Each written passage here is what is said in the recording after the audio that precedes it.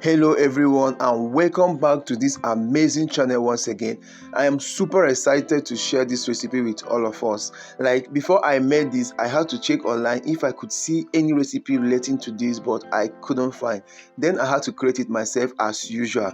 Like there's no vegetable oil, no margarine, no butter, but this tasted so amazing and came out fluffy. It's my palm oil cake. Yes, you heard me right, palm oil cake. So relax and enjoy this video. So for this recipe, I started by scaling or weighing out or measuring out 40 grams of palm oil. Guys, make sure that the palm oil you are going to use is a good one, a quality one that wouldn't give an aftertaste to your cake. Yes, so to that I added 50 grams of granulated or white sugar to it. Okay, the granulated sugar, or you can also use caster sugar, it will work out fine. Now to that I added my one whole egg. This egg weighed 65 grams. Okay, added 1/8 teaspoon of salt, and then added my white vinegar, half teaspoon of white vinegar. Guys, like I said, the palm oil you're going to use for this recipe must be palm oil that will not give aftertaste to your cake. So be sure of the quality of the palm oil you are going to use. Now I added 1 teaspoon of my combo flavor. I always tell you guys, try this my combo flavor, it tastes so amazing. Okay, I will drop in the link the video I made with this combo flavor where I told you guys about the flavors that I mixed to get that combo flavor. So next thing, I went ahead to mix everything thoroughly just as you see in the video. Then I added my all-purpose, sifted all-purpose flour. You can also use cake flour if you have any, but I don't have cake flour, so I use my all-purpose flour. So that is my 80 grams of sifted all-purpose flour.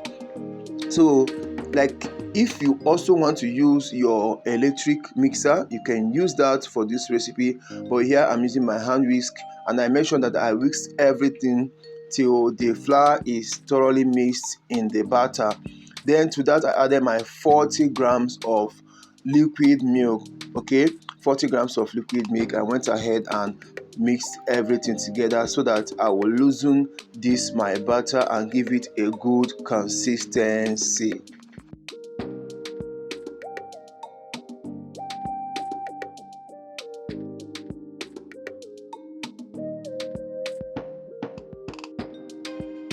So once I was done mixing the batter very well, I added 1 teaspoon of baking powder into this and make sure that I mix in the baking powder so well into the batter.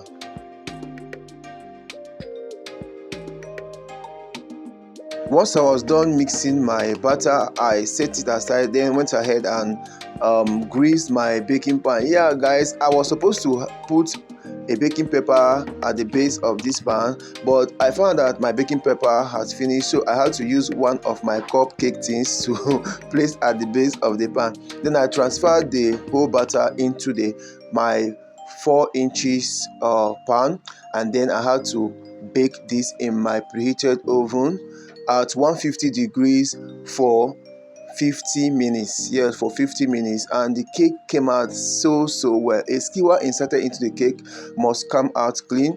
I had to turn out this cake on my cooling rack so that it will cool down completely, and once the cake cooled down completely, I wrapped it up so that it will become moist. Like I don't want it to be so strong, like, because if you leave your cake outside, your cake is going to dry out and it's not going to be okay. So but when you wrap up your cake and keep it for some time, it's going to turn out moist. You can see how fluffy and how well reasoned that this cake is. Like it's giving yum.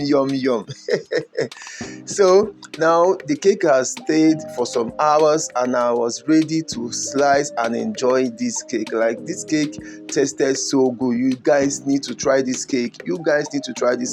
Like I said, if you want to try this recipe, make sure that you use oil that will not give your cake aftertaste. Okay, use a good oil or a quality oil that will give you a perfect taste. Although even when you are eating the cake, you may feel the taste of palm oil because it's palm oil that you use for this cake in the cake. But if you use a quality oil, it wouldn't be bad. Like, it will taste good. The taste and everything will balance so well. So guys, try this recipe and let me know how it turned out for you.